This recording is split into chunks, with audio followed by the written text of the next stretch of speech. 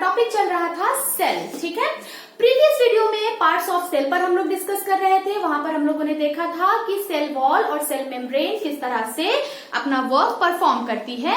उसी तरह एक और बहुत मेन कंपोनेंट है सेल का, बहुत मेन पार्ट है सेल का, जिसका नाम है न्यूक्लियस, जिसके बारे में मैंने प्रीवियस वीडियो में बताया भी था। आज हम लोग उसके बारे में थोड़ा डिटेल स्टडी करेंगे। So without any delay let's start. Detail study करने से पहले मैं थोड़ा सा उसकी हिस्ट्री बता दूं कि न्यूक्लियस को किसने डिस्कवर किया था। जैसे अगर आप थोड़ा सा रिवाइज कर लें कि जैसे सेल के बारे में हमको सबसे पहले किसने बताया था, रॉबर्ट ब्राउन ने बताया था। बट रॉबर्ट ब्राउन ने सिर्फ उसको बाहर से देखा था, सिर्फ उसके ब्लॉक्स मतलब बिल्डिंग ब्लॉक्स एलिमेंट की तरह उनको देखा था, बहुत डिटेल वो नहीं बता पाए थे। उसके बाद दूसरे एक और इंग्लिश बियोलॉजिस्ट थे जिनका नाम था रॉबर्ट ब्राउन। रॉबर्ट ब्राउन ने 1831 में क्या किया, पहली बार सेल के अंदर एक और सेल कंपोनेंट देखा जिसका नाम बाद में रखा गया न्यूक्लियस। ठीक है, तो न्यूक्लियस जो है बच्चों वो बहुत ही इंपॉर्टेंट पार्ट होता है सेल का। ठीक है, अगर हम इसकी सबसे पहले बात करें, थोड़ा सा और इसके बारे में डिटेल जान रहे हैं कि न्यूक्लियस जो होता है वो सेंट्रली लोकेटेड होता है। ठीक है, अगर ये मान लीजिए कि मैंने ये सेल बनाया तो न्यूक्लियस यहाँ पर क्या होगा, कहाँ होगा, सेंट्रली लोकेटेड होगा, सेंटर में होगा। ठीक है, न्यूक्लियस कहाँ होगा, सेंटर में होगा। न्यूक्लियस का जो स्ट्रक्चर होगा वो स्फेरिकल होगा, थोड़ा गोल होगा, कभी कभी ओवल शेप में भी होता है। वो डिपेंड करता है कि हमारे सेल का क्या शेप है। ठीक है, डिपेंड करता है उसके सेल के शेप पर, लेकिन ऐसे यूजुअली हम यही बात कहेंगे कि सेल का स्ट्रक्चर, न्यूक्लियस का स्ट्रक्चर कैसा होता है, ओवल शेप होता है। अगर हम इसके अकरेंस की बात करें तो वैसे तो सभी सेल में न्यूक्लियस पाया जाता है, बिकॉज न्यूक्लियस जो होता है वो बहुत ही इंपॉर्टेंट सेल का कंपोनेंट है। ठीक है, लेकिन कुछ ऐसी सेल हैं जैसे कि अगर हम प्लांट में अगर हम फ्लोएम की बात करें तो फ्लोएम की जो सीव ट्यूब्स होती हैं उनमें उनकी सेल्स में न्यूक्लियस नहीं होता। या अगर हम मैमल की आरबीसी की बात करें, हमारे ब्लड की जो आरबीसी होती है मैमल्स की, हमारी नहीं मतलब सभी मैमल्स की, आरबीसी में क्या होता है, न्यूक्लियस नहीं होता। हाँ, लेकिन उनकी अर्ली स्टेज में न्यूक्लियस पाया जाता है। बट सीव ट्यूब और मैमल्स की जो आरबीसी होती हैं जब वो मेच्योर होती हैं तो उनमें न्यूक्लियस क्या हो जाता है, डिसअपियर हो जाता है।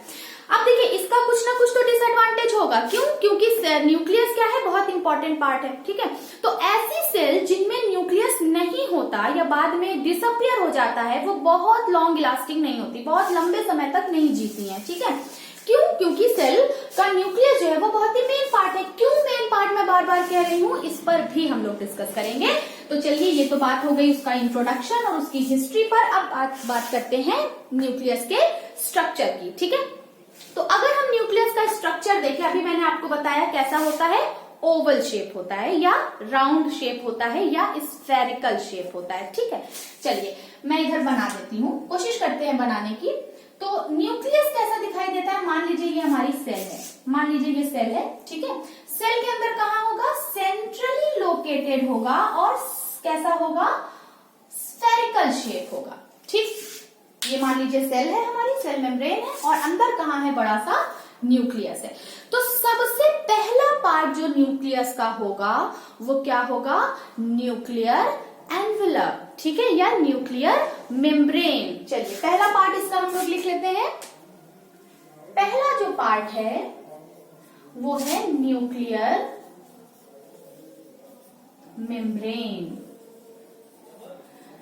ठीक है बच्चों, न्यूक्लियर मेम्ब्रेन। अब क्योंकि ये जो न्यूक्लियस है ये डबल मेम्ब्रेनस स्ट्रक्चर है। ठीक है, इसकी एक और मेम्ब्रेन है, मतलब दो मेम्ब्रेन से मिलकर बना हुआ है। ठीक है, तो यहाँ पर हम ड्रॉ कर लेते हैं। ठीक है, एक एक पार्ट में बताती जाऊंगी और मैं यहाँ पर ड्रॉ करने की कोशिश करूंगी। ठीक है, तो डबल मेम्ब्रेनस स्ट्रक्चर होता है। एक लेयर हो गई आउटर लेयर, एक हो गई इनर लेयर। अब आउटर और इनर लेयर ये दोनों ही क्या है, न्यूक्लियर मेम्ब्रेन है, जिन्हें हम कहते हैं न्यूक्लियर मेम्ब्रेन। और न्यूक्लियर मेम्ब्रेन को एक और नाम से जाना जाता है जिसे हम कहते हैं न्यूक्लियर एनवेलप। ठीक है, इसको हम यहाँ पर न्यूक्लियर एनवेलप भी कहेंगे। ठीक है, तो ये हो गया न्यूक्लियर एनवेलप। अब इसका कोई काम भी होगा, भाई पहला स्ट्रक्चर है ये, मतलब ये तो सबसे आउटर है। देखिए पहली चीज, कोई भी चीज अगर आउटर है किसी भी चीज का तो उसका पहला काम क्या होता है, एक बाउंड्री खींचना, एक प्रोटेक्टिव लेयर बनाना। ठीक है। तो न्यूक्लियर मेम्ब्रेन का क्या काम है, साइटोप्लाज्म से न्यूक्लियस को क्या करती है, आप कैसे पहचान पा रहे हैं, मतलब इस सेल के अंदर न्यूक्लियस है, ठीक है, ये आप कैसे पहचान पा रहे हैं, क्योंकि यहाँ पर एक मेम्ब्रेन आपको दिखाई दे रही है जो कि बाकी सेल कंपोनेंट से, भाई सेल के अंदर यहाँ पर क्या है, साइटोप्लाज्म है, मैंने बताया था सेल के अंदर क्या भरा होता है, liquid structure, liquid jelly like substance भरा होता है, सेमी फ्लूइड, जिसको कि हम साइटोप्लाज्म कहते हैं। तो साइटोप्लाज्म में कैसे पता चलेगा कि कोई और पार्ट है, मेन बीच में कोई बहुत इंपॉर्टेंट पार्ट है, वो अपने आप को अलग कैसे करेगा, जैसे हम सभी की अपनी एक कोई ना कोई क्वालिटी होती है, तो न्यूक्लियस की क्वालिटी क्या है कि न्यूक्लियस ने सबसे पहले एक मेम्ब्रेन के थ्रू अपने आप को अलग कर लिया। तो साइटोप्लाज्म से न्यूक्लियस को अलग जो कर रहा है वो क्या है, न्यूक्लियर एनवेलप, ठीक है। न्यूक्लियस एनवेलप को जरा हम थोड़ा जूम करके देखते हैं, थोड़ा बढ़ा के देखते हैं, तो हम देखते हैं न्यूक्लियर एनवेलप या न्यूक्लियर मेम्ब्रेन जो है ये जगह जगह से क्या है, ऐसे ब्रेक है, ठीक है, जगह जगह से ब्रेक है, ठीक है। क्यों ब्रेक है और इसको क्यों, ये क्या है, अगर ये ब्रेक है तो इस तरह से अगर हम इसको ड्रॉ कर लें, थोड़ा फाइन कर लें इसको, ठीक है, तो आप देख रहे हैं कि बीच बीच में क्या है, एक पोर सा आपको दिखाई दे रहा है, ठीक है, थोड़ा सा आपको ऐसे पोर लाइक स्ट्रक्चर दिखाई दे रहा है। इस पोर लाइक स्ट्रक्चर को हम क्या कहेंगे, न्यूक्लियर पोर, ठीक है, न्यूक्लियर पोर कहेंगे। ये जो आपको दिख रहा है ना यहाँ पे, अगर मैं दूसरे कलर से बनाऊं इसको, तो ये दिख रहा है बच्चों, ये पोर्शन, ये पोर्शन, ये पोर्शन, ये पोर्शन, ठीक है। तो इसका जो ये पोर्शन आप देख रहे हैं, ये क्या है, ये बीच बीच में क्या है, छूटा हुआ है, बीच बीच में एक गैपिंग है, जिसको हम बोल रहे हैं न्यूक्लियर पोर। तो न्यूक्लियर मेम्ब्रेन क्या होती है, पूरी लेयर नहीं होती है, बल्कि बीच बीच में क्या होती है, जगह जगह से ब्रेक होती है, जिसकी वजह से एक चैनल बन जाता है, एक रास्ता बन जाता है, ताकि अंदर कोई भी चीज यहाँ पर क्या हो सके, ट्रांसपोर्ट हो सके, ठीक है। मान लीजिए न्यूक्लियस के अंदर किसी चीज को आना है, किसी मटेरियल को, किसी सब्सटेंस को, किसी पार्टिकल को न्यूक्लियस के अंदर आना है, तो कैसे आएगा अंदर, यहाँ पर वो डिफ्यूजन और ऑस्मोसिस नहीं लग रही है, यहाँ पर क्या है, सीधा एक रास्ता दे दिया है, एक छोटा सा हमने पैसेज छोड़ दिया है, वहां से क्या हो जाएगा, कोई भी मटेरियल न्यूक्लियस के अंदर ट्रांसफर हो जाएगा। या मान लीजिए न्यूक्लियस से कोई चीज को साइटोप्लाज्म में जाना है, सेलेक्टिव चीजों को, तो वो इस चैनल के थ्रू क्या हो जाएगा, इस रास्ते के थ्रू बाहर निकल जाएगा, ठीक है। तो पहला पार्ट जो हो गया, ये हो गया हमारा न्यूक्लियर मेम्ब्रेन, ठीक है। बीच बीच में जो जगह छूटी हुई है उसको हम क्या बोल रहे हैं, उसको हम बोल रहे हैं न्यूक्लियर पोर। फिर बात आती है कि न्यूक्लियस के अंदर क्या है, एक लिक्विड भरा हुआ है, ठीक है, एक जेली लाइक इसके अंदर भी स्ट्रक्चर भरा हुआ है, एक लिक्विड भरा हुआ है, जिसको हम बोलते हैं न्यूक्लियोप्लाज्म। क्या बोलते हैं, न्यूक्लियोप्लाज्म या न्यूक्लियर सैप भी बोलते हैं। तो दूसरा जो इसका मेन पार्ट है वो है न्यूक्लियोप्लाज्म, ठीक है। अब देखिए, अंदर का जो लिक्विड है और बाहर का जो लिक्विड है, यानी न्यूक्लियस का सेल का जो लिक्विड है वो है साइटोप्लाज्म, और न्यूक्लियस के अंदर जो लिक्विड है वो क्या है, न्यूक्लियोप्लाज्म। तो न्यूक्लियोप्लाज्म और साइटोप्लाज्म बोथ आर डिफरेंट, ठीक है। दोनों को अलग कौन कर रहा है, दोनों को अलग कर रही है न्यूक्लियर मेम्ब्रेन, ठीक है। तो हम ये भी कह सकते हैं, अगर आपसे किसी ने मान लीजिए पूछ लिया, फंक्शन ही पूछ लिया न्यूक्लियर मेम्ब्रेन का, तो न्यूक्लियर मेम्ब्रेन का एक तो बाउंड्री बना रहा है, न्यूक्लियस की आउटर कवरिंग बना रहा है, दूसरा कि अंदर के लिक्विड को, न्यूक्लियस के अंदर जो लिक्विड प्रेजेंट है न्यूक्लियो जिसे हम न्यूक्लियोप्लाज्म कह रहे हैं, और न्यूक्लियस के बाहर यानी सेल के अंदर जो साइटोप्लाज्म है, वो दोनों आपस में मिक्स ना हो, इसलिए बीच में क्या है, एक मेम्ब्रेन है। तो ये न्यूक्लियर मेम्ब्रेन क्या कर रही है, साइटोप्लाज्म और न्यूक्लियोप्लाज्म को क्या कर रही है, सेपरेट कर रही है, ठीक है। तो दो बड़े हमने इसके स्ट्रक्चर देख लिए, अंदर क्या है, न्यूक्लियोप्लाज्म है, बाहर क्या है, साइटोप्लाज्म है। फिर हम थोड़ा सा अंदर जाते हैं, ठीक है। एक और बहुत मेन पार्ट होता है जो कि तीसरे नंबर पे आता है, जिसको हम बोलते हैं न्यूक्लियोलस। क्या बोलते हैं, न्यूक्लियोलस, ठीक है। ये कुछ खास नहीं होती है, ये बस इस तरह से एक डॉट लाइक स्ट्रक्चर होता है, ऐसे बड़ा सा एक डॉट लाइक स्ट्रक्चर होता है, जिसको हम बोलते हैं न्यूक्लियोलस, ठीक है। मैं यहाँ पे लिखने की भी कोशिश कर देती हूँ। ये है हमारा न्यूक्लियर एनवेलप, ये है न्यूक्लियोप्लाज्म, ये है पोर, जिसको हम बोलेंगे न्यूक्लियर पोर। ठीक है, अंदर क्या भरा हुआ है, ये लिक्विड भरा हुआ है जिसको हम बोल रहे हैं क्या, न्यूक्लियोप्लाज्म। और ये ब्लैक कलर का जो रेड कलर का जो आप स्ट्रक्चर देख रहे हैं, red dot like structure, that is called as nucleolus. ठीक है, इसको हम क्या बोलेंगे, न्यूक्लियोलस बोलेंगे। इसको मैं और डार्क कर देती हूँ। ठीक है, अब देखिए ये जो न्यूक्लियोलस है ये ऐसे डॉट लाइक स्ट्रक्चर दिखाई देता है। ठीक है, सेल डिवीजन के वक्त ये गायब हो जाती है। अब देखिए जब कभी हम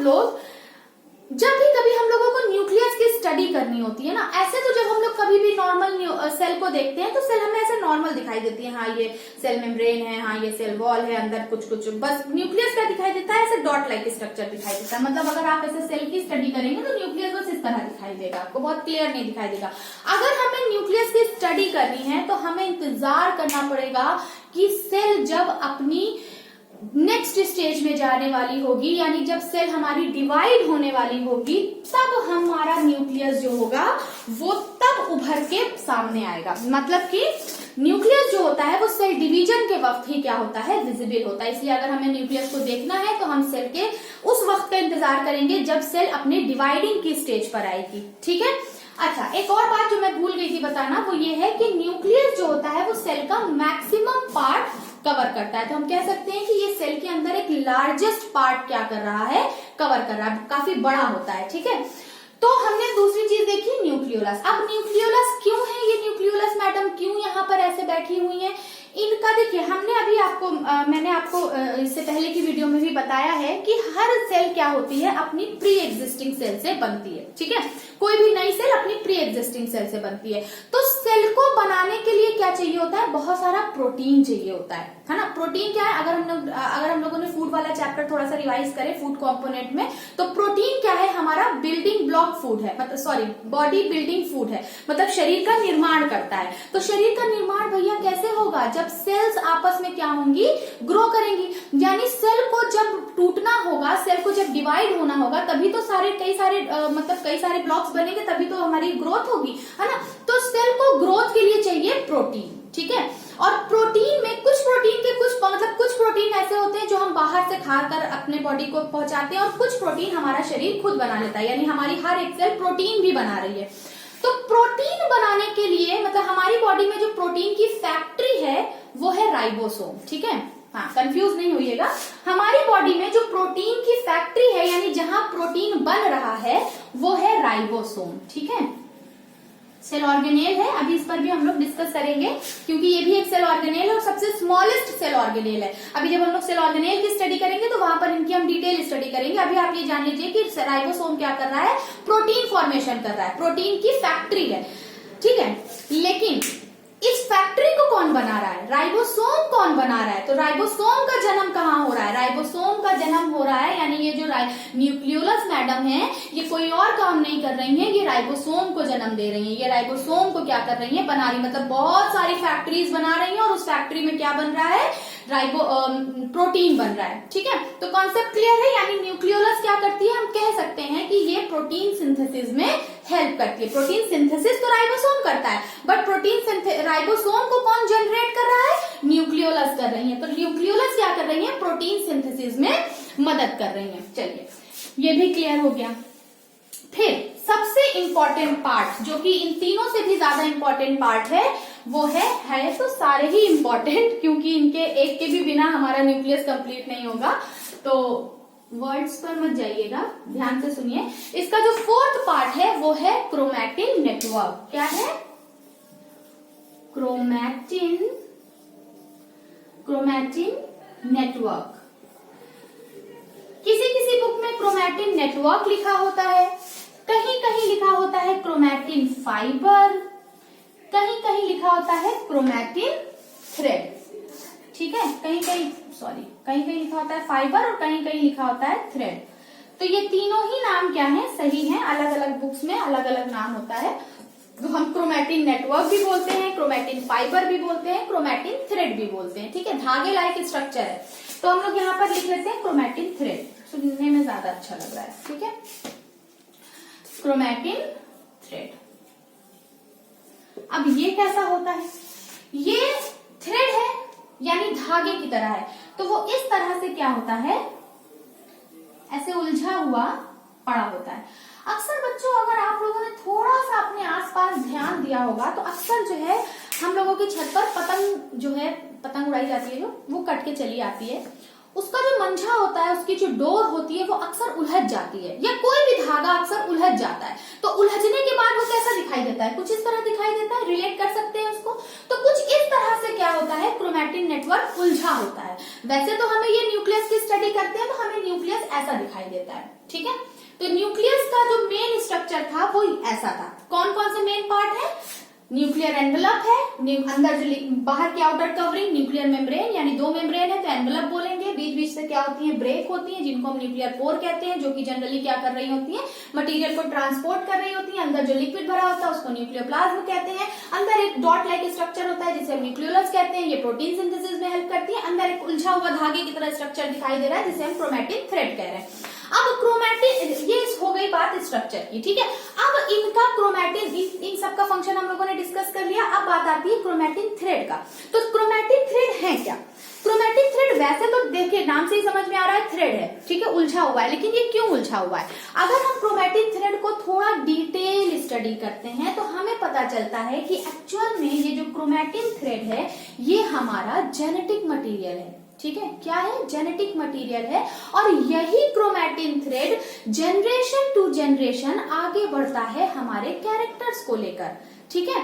जैसे कि एक सेल आपने देखा, मैंने अभी आपको बताया कि हर नई सेल अपनी प्री एग्जिस्टिंग सेल से बनती है, अपनी पुरानी सेल से ही जन्म लेती है।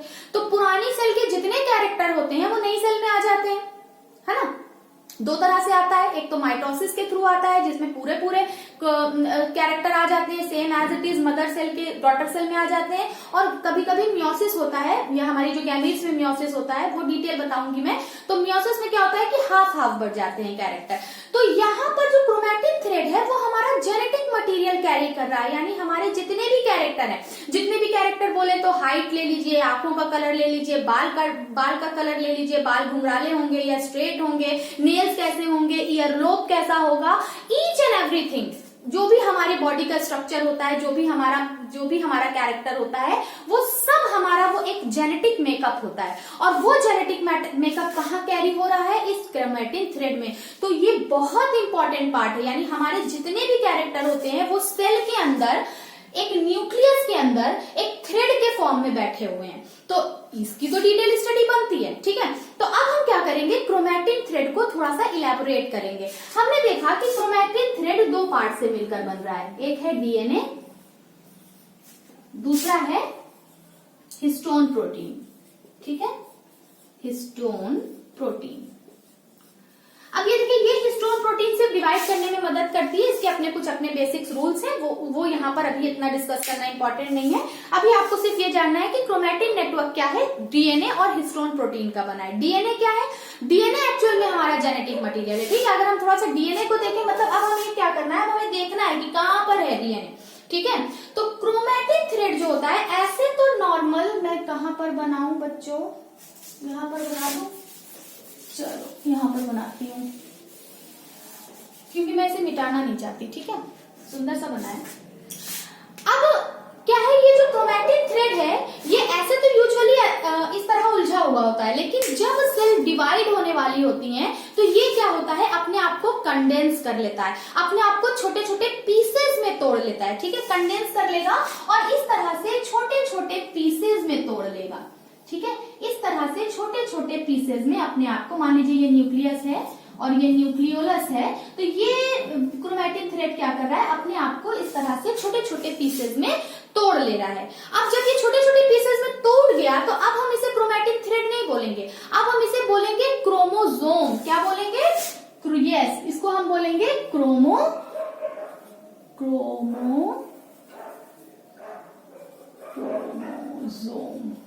ठीक है। अब इसको हम क्रोमोसोम को थोड़ा बड़ा करके देख लें, ठीक है, थोड़ा उसको भी इलैबोरेट करके देख लें। तो जब हम इस क्रोमोसोम को बड़ा करके देखते हैं तो ये जो क्रोमोसोम होता है कुछ इस तरह से दिखाई देता है, जो कि पेयर में होते हैं, ठीक है, बीच में सेंट्रोमेयर से क्या होते हैं, अटैच होते हैं बच्चों। और ये जो क्रोमोसोम है, ये क्रोमोसोम किसका बना हुआ है, डीएनए और हिस्टोन प्रोटीन का बना हुआ है। अब हम इसे भी क्या करते हैं, थोड़ा और बड़ा, आप इमेजिन कर पा रहे हैं कि हम पहले सेल के अंदर गए, सेल के अंदर हम न्यूक्लियस में घुस गए, न्यूक्लियस के अंदर हमने क्रोमैटिन नेटवर्क को जूम करके देखा। क्रोमैटिन नेटवर्क को जब जूम करके देखा तो हमें पता चला कि सेल डिवीजन के वक्त क्रोमैटिन नेटवर्क क्या हो जाता है, ब्रेक हो जाता है, कंडेंस हो जाता है। फिर हमने उस क्रोमोसोम को थोड़ा और जूम करके देखा और इलैबोरेट करके देखा तो क्रोमोसोम इस तरह का स्ट्रक्चर हमें दिखाई दे रहा है कुछ, ठीक है। ये किसका बना हुआ है, डीएनए और इस हिस्टोन प्रोटीन का बना हुआ है, ठीक है। तो इसे भी तो हम देखें ना। अब इसको जब हम थोड़ा बड़ा करके देखते हैं तो ये किसका बना होता है, इस तरह से पैटर्न होता है जो कि डीएनए का है। डीएनए होता है जिस पर क्या होती है, जीन्स की कोडिंग होती है। हर डीएनए के ऊपर स्पेशल बहुत सारी जीन्स की कोडिंग होती है और यही जीन की कोडिंग क्या करती है, हमारे जितने भी जेनेटिक कैरेक्टर होते हैं, जितने भी जेनेटिक मटेरियल होते हैं, उनको क्या करती हैं, ये बनाती हैं। जो भी हमारा कैरेक्टर होगा, हमारे बॉडी का स्ट्रक्चर होगा, हमारी जो भी कैरेक्टर होंगे, जीन मेकअप जिसे हम कह रहे हैं, हमारा जीनोटाइप जो है वो यहाँ पर होता है, ठीक है। तो जब भी कभी सेल डिवाइड होती है तो ये क्रोमैटिन नेटवर्क टूटता है छोटे छोटे पीसेस में, क्रोमोसोम में। और क्रोमोसोम क्या होता है, क्रोमोसोम के अंदर डीएनए होते हैं और ये क्रोमोसोम क्या होते हैं, कभी कभी पूरे चले जाते हैं 2 सेल में और कभी कभी हाफ क्या हो जाते हैं, सेल में डिवाइड हो जाते हैं, जिसकी वजह से नई सेल जो बनती है वो बिल्कुल अपने पेरेंट की तरह होती है या अपने पेरेंट के आधे कैरेक्टर लेकर आई होती है। अक्सर हम लोग बोलते हैं, किसी बच्चे को देखते हैं तो हम कहते हैं ना, बिल्कुल अपने पापा पर गया है, बिल्कुल अपनी मम्मी पर गया है ना, इस तरह से बोलते हैं ना। तो हम क्यों बोल रहे हैं ऐसे कि कोई अपने पापा के ऊपर गया है या अपने पापा की तरह ही है, क्यों? क्योंकि हम सच में हैं अपनी पेरेंट्स की तरह, ठीक है। अगर मैं अपनी बात करूं तो मेरे अंदर जो भी मेरा जेनेटिक मटेरियल है वो हाफ मुझे मेरे फादर से मिला और हाफ मुझे अपने मदर से मिला। और इसी तरह जितने भी रिप्रोडक्शन हो रहे हैं, ठीक है। अब डिपेंड करता है कि रिप्रोडक्शन कैसा हो रहा है, उस पर भी हम लोग बात करेंगे, वो टॉपिक यहाँ बताने वाला नहीं है। लेकिन जब हम लोग रिप्रोडक्शन पर बात करेंगे तो वहां पर देखेंगे कि किस तरह से जेनेटिक मटेरियल पूरा ट्रांसफर होता है और कब जेनेटिक मटेरियल हाफ ट्रांसफर होता है, ठीक है। तो आज फिलहाल हम लोगों ने यहाँ पर देख लिया कि न्यूक्लियस क्या है, एक बहुत ही इंपॉर्टेंट टॉपिक है, ठीक है। न्यूक्लियस का ये हो गया स्ट्रक्चर। अब हम बात करेंगे न्यूक्लियस के फंक्शन की। तो न्यूक्लियस का अगर हम फंक्शन देखें तो 2 मेन फंक्शन है, फिंगर टिप पर याद कर लीजिए, ठीक है। पहला function, control all the activity of the cell, ठीक है। जितनी भी सेल की एक्टिविटी है, यानी सेल जो भी मेटाबॉलिक एक्टिविटीज परफॉर्म कर रहा है, चाहे वो रेस्पिरेशन कर रहा हो, चाहे वो डाइजेशन, जो भी सेल कर रहा है, उन सारी एक्टिविटी को कंट्रोल कौन कर रहे हैं, ये भाई साहब, ठीक है। ये बहुत इंपॉर्टेंट है, ये सबके मास्टर हैं, यही बताएंगे सबको कि किसको क्या करना है, ठीक है। तो पहला फंक्शन क्या है न्यूक्लियस का, कि ये सभी मेटाबॉलिक एक्टिविटीज, सेल की जितनी भी एक्टिविटीज होती हैं, सबको क्या करते हैं, कंट्रोल करते हैं, ठीक है, पहला। और दूसरा जो कि अभी मैंने बताया, ये क्या करते हैं, हमारे जेनेटिक मटेरियल को एक पीढ़ी से दूसरे पीढ़ी में, ठीक है, नेक्स्ट टू नेक्स्ट जनरेशन में क्या होते हैं, इस तरह से क्रोमैटिक थ्रेड के थ्रू जो हमारा जेनेटिक कैरेक्टर होता है वो एक पीढ़ी से दूसरी पीढ़ी में इसी तरह डिवाइड होते होते क्या होने लगता है, पहुंच जाता है। एक छोटा सा एग्जाम्पल हम दे देते हैं यहाँ पर, कि जैसे मान लीजिए ये सेल है, ठीक है, इसके पास कुछ क्रोमैटिन, कुछ इसका जेनेटिक मटेरियल है, ठीक है। इसका जेनेटिक मटेरियल है, मान लीजिए यहाँ पर कुछ भी मान लीजिए, ठीक है। तो ये जेनेटिक मटेरियल जो है वो इसमें क्या होगा, इसमें आया, ठीक है, हाफ इसमें, मान लीजिए हाफ इसमें आ गया और हाफ इसमें आ गया, या पूरा आ गया, चलिए माइटोसिस डिवीजन हुआ। तो ये जो कैरेक्टर था, या इसको हम मान लेते हैं क्रोमोसोम को, चलिए 2n मान लेते हैं, लॉजिकल बात करते हैं, इलॉजिकल बात नहीं करते। तो इसका कैरेक्टर इसमें आ गया और इसका कैरेक्टर क्या हो गया, इसके जो क्रोमैटिन, जो जेनेटिक मटेरियल था वो इसमें आ गया, ठीक है। अब जब ये सेल क्या होगी, डिवाइड होगी, तो यही तो कैरेक्टर, यही जेनेटिक मटेरियल तो अब इसमें और इसमें जाएगा ना। तो ये वाली भी जब डिवाइड होगी तो कैसे डिवाइड होगी, 2n में डिवाइड होगी, ये भी जब डिवाइड होगी तो 2n में डिवाइड होगी, ये भी जब डिवाइड होगी तो 2n में, और ये भी जब डिवाइड होगी तो 2n में। इस तरह ये जितना भी मैं यहाँ पर ट्री बनाती जाऊंगी सब में जेनेटिक मटेरियल क्या हो रहा है, ट्रांसफर होता जा रहा है। फिलहाल ये एक एसेक्सुअल रिप्रोडक्शन का मैंने बनाया है जिसमें माइटोसिस डिवीजन हो रहा है, ठीक है, जिसमें सेल का पूरा जेनेटिक मटेरियल ट्रांसफर हो जाता है डॉटर सेल में, मतलब नेक्स्ट जनरेशन में। तो इस तरह से हमारा genetic material next to next generation क्या होता जाता है, पहुंचता जाता है, जिसमें कि किसका सबसे बड़ा रोल है, न्यूक्लियस साहब का सबसे बड़ा रोल है, ठीक है। तो न्यूक्लियस के दो मेन फंक्शन है, कंट्रोलिंग और transfer of genetic material in next generation, ठीक है। अब हम लोग नेक्स्ट वीडियो जो हमारी आएगी वो दूसरे जो हमारे सेल के पार्ट हैं, जो हमारे सेल के सेल ऑर्गेनेल्स हैं, उन पर हम लोग डिस्कस करेंगे। तो मिलते हैं नेक्स्ट वीडियो में।